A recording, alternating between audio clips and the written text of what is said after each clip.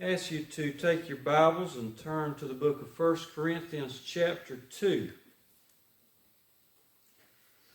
I hope that it is enough to satisfy you, knowing that Jesus died and that He died for you. What else is there to know that's of any eternal significance? What could be better? What could give you peace that nothing can shake? No sickness, no loss of loved one, no death. Nothing can shake the confidence that we have in knowing that Jesus Christ died. He died for us. He took our sin away. He put us at peace with God. And there's nothing better than that. Right. I mean, that's as good as it gets. I want to ask you to look together with me at the first 8 verses of 1 Corinthians chapter 2. Let's read those together. Paul writes, "And I, brethren, when I came to you, came not with excellency of speech or of wisdom, declaring unto you the testimony of God. For I determined not to know anything among you, save Jesus Christ and Him crucified. And I was with you in weakness, and in fear, and in much trembling. And my speech and my preaching was not with enticing words of man's wisdom, but in demonstration of the Spirit and of power, so that your faith should not stand in the wisdom of men, but in the power of God. Howbeit we speak wisdom among them that are perfect, yet not the wisdom of this world, nor of the princes of this world that come to nothing, but we speak the wisdom of God in a mystery, even the hidden wisdom which God ordained before the world to our glory, which none of the princes of this world knew, for had they known it, they would not have crucified the Lord of glory." Paul says, I want your faith to find a secure resting place. That's what he says in verse 5. I preach the way I preach, Paul says, so that your faith will not stand in the wisdom of men, but in the power of God. I don't have a whole lot of confidence in the wisdom of human beings. Do y'all? Yeah. Because it changes with every generation. I mean, it's different today than it was yesterday. They've got some new standard or some new knowledge, you know. Yeah. They think they got it all figured out. Well, so did the scientists back in the day who thought the earth was flat. They thought they had it all figured out as well. They don't know anything that they think they know. Now, I will say they know more now than they did then, but God knows everything, and we know very little in comparison. That's right. So Paul says in verse 1 of 1 Corinthians 2, "When I came to you, Corinthians, I didn't come with excellency of speech or wisdom when I declared to you the testimony of God." In other words, I didn't add anything to it. I didn't try to fluff it up with eloquence. I didn't try to add human philosophy to it. I just came to you and I preached the gospel. I told you this is what happened. Jesus Christ came, they crucified Him, put Him in a cave, and He was raised from the dead, and He went back to heaven. Amen. Those are historical facts, and that's Paul's approach. I'm just going to give you the facts. There you go. "For I determined not to know anything among you except Jesus Christ and Him crucified." I didn't want to get into any other form of knowledge or any other subject. Paul says, my job, I was commissioned by Jesus Christ to deliver the good news to you, these facts of Jesus Christ, and that's what I'm about. I'm just going to focus on that 100%. So the content was just straight gospel. "And I was with you in weakness and in fear and in much trembling." Now, does that statement surprise you about the Apostle Paul?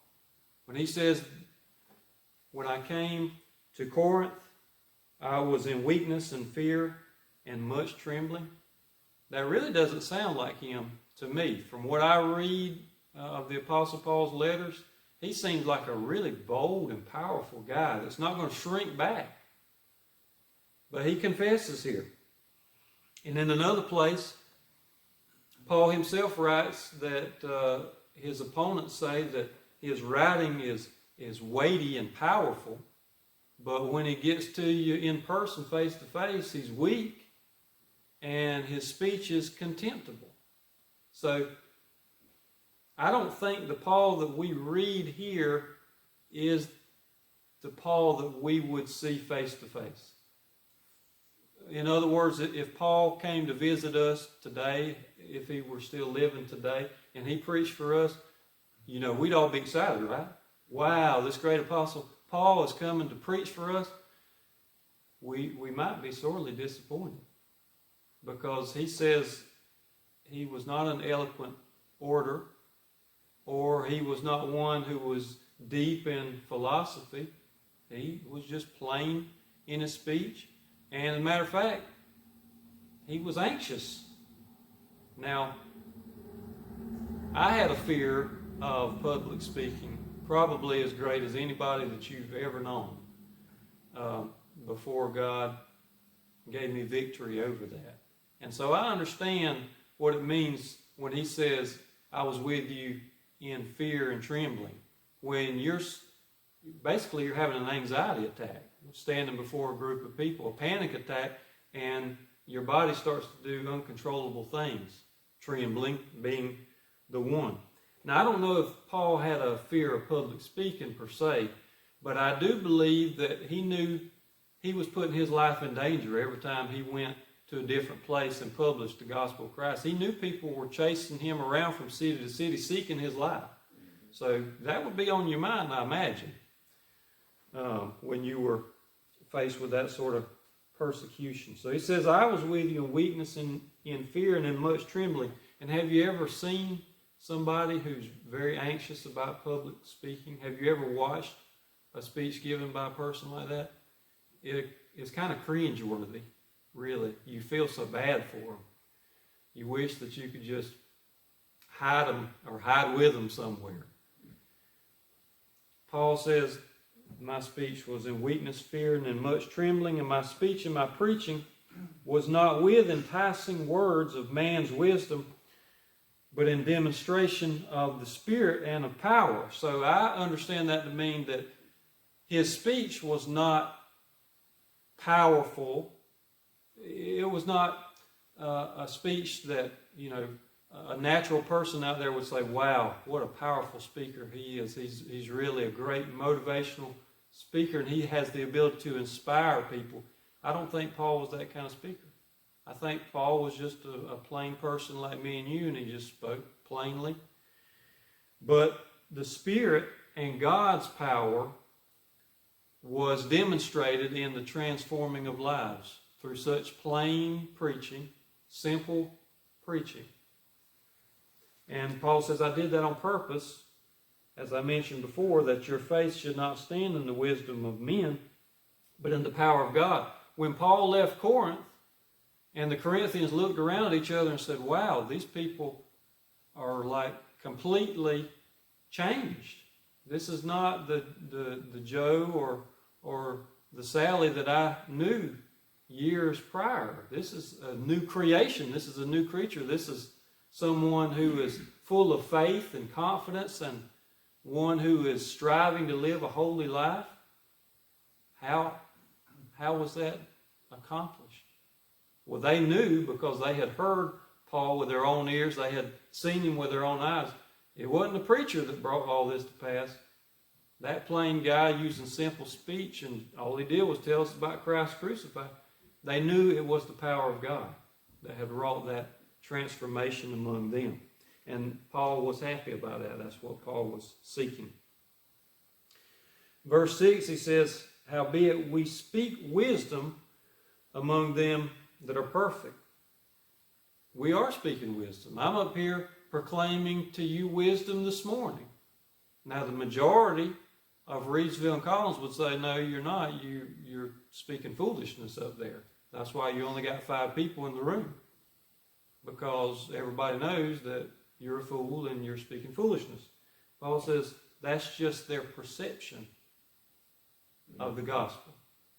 You ever heard the old saying, one man's trash is another man's treasure?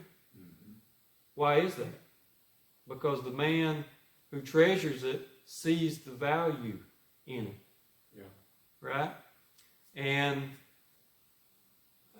maybe you've seen on TV some of these shows where old houses are inspected or searched, and they find some antique treasures in there that somebody had just thrown into an attic, or Antique Roadshow, for instance. I like to watch that from time to time. And they have these paintings or historical documents that they don't preserve or protect in any way. They just threw them in the garage or in the attic somewhere, and they dug them out, and they said, I'm curious to see how much this is worth, or if it has any value. They go and they find out it's worth $50,000. They thought it was trash, but in truth it was treasure. And so that's what Paul's saying here. We are speaking wisdom. It's not esteemed as wisdom from those who are blinded to the truth, but we speak wisdom among them that are perfect, yet not the wisdom of this world, not human philosophy, nor the wisdom of the princes of this world who come to nothing. But we speak the wisdom of God in a mystery, a secret, even the hidden wisdom which God ordained before the world unto our glory. And I want you to notice two words in verse 7. The first word is mystery. Second word is secret, or hidden, I should say. So mystery and hidden. Paul's explaining to you, and he's explaining to me and to the Corinthians, why it is so many people esteem the gospel of Christ as foolishness. And they don't see it as important at all. The reason is because they're blinded to it. It's hidden from them. It's a mystery to them. And that is by God's design. We speak the wisdom of God in the mystery, the hidden wisdom which God ordained before the world unto our glory. So this is wisdom, the gospel of Christ, the death and resurrection of Christ. God had predestined before he created anything that this hidden wisdom would be revealed to his people in due time, and that God would use the revelation of this wisdom to bring us to glory. You see, God knew it from eternity past. He already had it planned out. This is wisdom that is before time, through time, and to all of eternity. The wisdom of this world is passing away. The rulers of this world are passing away. They will lose their power. The wisdom of this world is ultimately proved to be folly. But the wisdom of God, the wisdom that he ordained before the world, lasts forever. And it is unto our glory. And then in verse 8 he says, which none of the princes of this world knew. None of the rulers of this world knew the value of the gospel of Christ. They esteemed it as trash, not treasure. For had they known it, they would not have crucified the Lord of glory. And I want you to notice one thing about that verse. If we see the value in Jesus Christ and in his gospel, it affects our lives and our decision making. Had the rulers in the day of Christ understood the wisdom of God, would they have sentenced Jesus Christ to death and executed him on a cross? I mean, think about it. Would anyone in his right mind look God in human form in the face and say, you're guilty of death, take him away, hang him on the cross? Who would do that? What sane person? No, you would not. you would elevate him and you would fall at his feet, prostrate and worship him, if you understood the wisdom of God. But it is evident that none of the rulers of this world understood who Jesus Christ was, for had they known it, they would not have crucified him. Now, that verse in particular got me thinking about the different reactions of this world to the wisdom of God, the gospel of Christ. And I want you to know what to expect when you're dealing with the general public and you share the good news of Christ with them. You share with them that you're a Christian and that you live this way because God tells you through his word this is the righteous and just way to live. What kind of reactions can you expect from those to whom the gospel and the wisdom of God is hidden? Those who esteem it as trash. And I want to ask you to turn with me, if you would, to the book of Luke, chapter 22. Luke chapter 22. And I'm going to show you the response of three rulers to the wisdom of God. First of all, the high priest. Second of all, Herod, one of the Roman rulers. And then lastly, Pontius Pilate, another Roman ruler.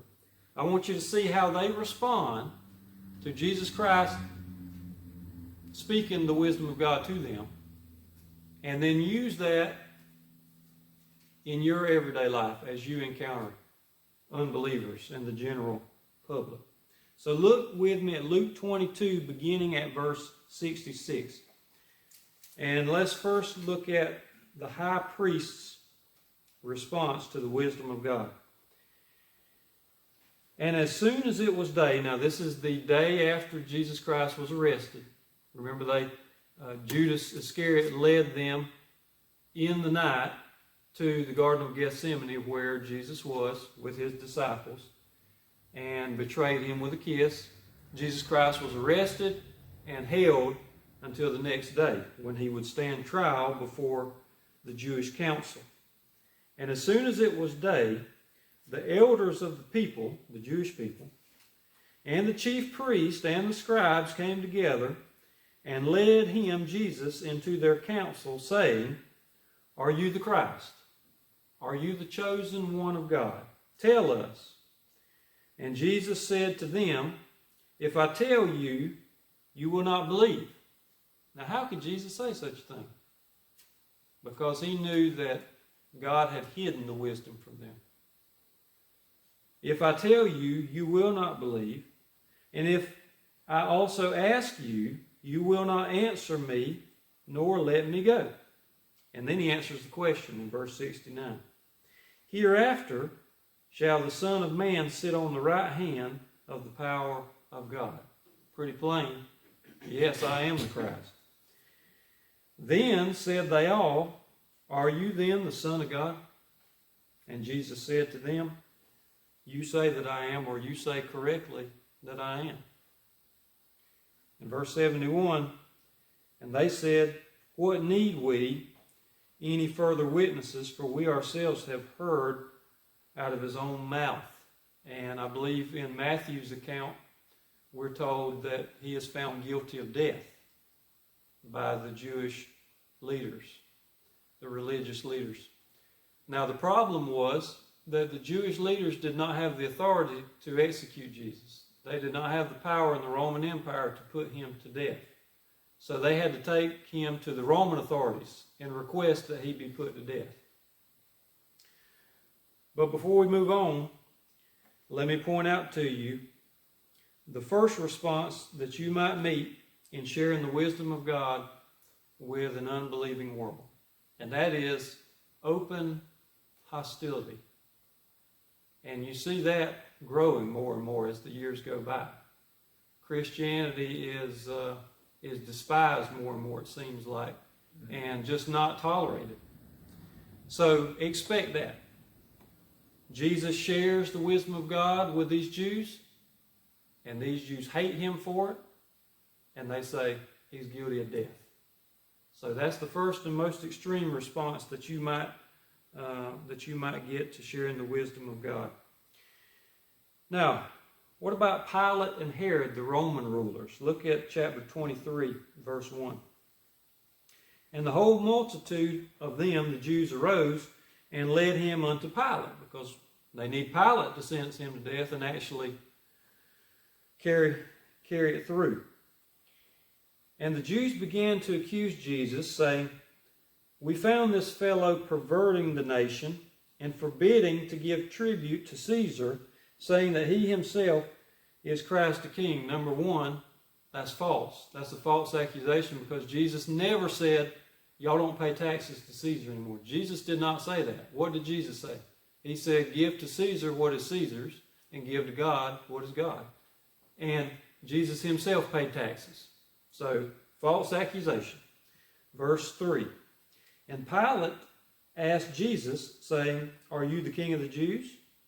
And Jesus answered him and said, you said it. In other words, yeah, I am. Then said Pilate to the chief priest and to the people, I find no fault in this man. That's not a very extensive trial, is it? And they were the more fierce, saying, he stirs up the people, teaching throughout all Jewry, beginning from Galilee to this place. So Pilate's trying to weasel out of this. Can you tell that from his response? He asked Jesus the question, are you the king of the Jews? Jesus said, yeah, I am. And Pilate says, I don't find any fault in this man. Jews are not satisfied with that. They want him gone. They're hostile towards him. And so they were the more fierce. Verse 6, when Pilate heard of Galilee, he asked whether the man were a Galilean. And as soon as he knew that Jesus belonged unto Herod's jurisdiction, he sent him to Herod, who himself also was at Jerusalem at that time. So what's he trying to do here? He's trying to pawn Jesus off on somebody else. I don't want any part of this. So Pilate's wishy-washy is what he is. So he sends him to Herod. He says, I'll let Herod deal with him. Verse 8, and when Herod saw Jesus, he was exceeding glad, for he was desirous to see him of a long season, because he had heard many things of him, and he hoped to have seen some miracle done by him. So Herod was happy to see him. Herod wanted to see a miracle. Verse 9, then Herod questioned Jesus in many words, but Jesus answered him nothing. So Jesus won't even share God's wisdom with Herod. He won't even respond to it. Verse 10, and the chief priests and scribes stood and vehemently accused him. That's the Jews again. And Herod with his men of war set him at naught and mocked him and arrayed him in a gorgeous robe and sent him again to Pilate. So what's the response of Herod to the wisdom of God? Now, he didn't get the wisdom of God from the mouth of Jesus. The response of Herod is ridicule. Right? He says in verse 11, Herod with his men of war set Jesus at naught and mocked him and arrayed him in a gorgeous robe, dressed him up as a monarch, as a king, and sent him again to Pilate. So I want you to know that's another response that you might get from sharing the wisdom of God with people is ridicule. So be prepared for that. Be prepared for open hostility and hatred, and be prepared to be mocked. These people are blinded to the value of Christ and his gospel. Now, what about Pilate? We talked a little bit about him. Let's go back and talk a little more about Pilate. Verse 12. And the same day Pilate and Herod were made friends together, for before they were at enmity between themselves. And Pilate, when he had called together the chief priests and the rulers and the people, said unto them, you have brought this man unto me as one that perverts the people. And behold, I, having examined him before you, have found no fault in this man touching those things whereof you accuse him. So that's the second time. First of all, he says, I don't find any fault in Jesus. And the people stay after him, the Jews. So he says, all right, I'm going to send him to Herod. Herod sends him back. And again, Pilate says, this man's done nothing amiss. All right. Verse 15. No, nor yet Herod, for I sent you to him, and lo, nothing worthy of death is done unto him. I will therefore chastise him and release him. That's what Pilate wanted to do. Pilate wanted to set Jesus free. For of necessity he must release one unto them at the feast. And they, the Jews, cried out all at once, saying, Away with this man, and release unto us Barabbas, who for a certain revolt made in the city, and for murder was cast into prison. Pilate therefore, willing to release Jesus, spake again to them, but they cried, saying, Crucify him, crucify him. And Pilate said to the Jews the third time, Why? What evil has he done? I have found no cause of death in him. I will therefore chastise him and let him go. This just goes to show you how badly Pilate wanted to get out from between this rock and the hard place. And the Jews were instant with loud voices requiring that he might be crucified, and the voices of the Jews and of the chief priests prevailed. And Pilate gave sentence that it should be as they required. And he released unto them him that for sedition and murder was cast into prison, that's Barabbas, whom they had desired, but he delivered Jesus to their will. At this point, Pilate delivers Jesus to be crucified. So how does Pilate respond to the wisdom of God? With cowardice. And this is probably the most popular response that you'll run into, even amongst those who are church-going Christians.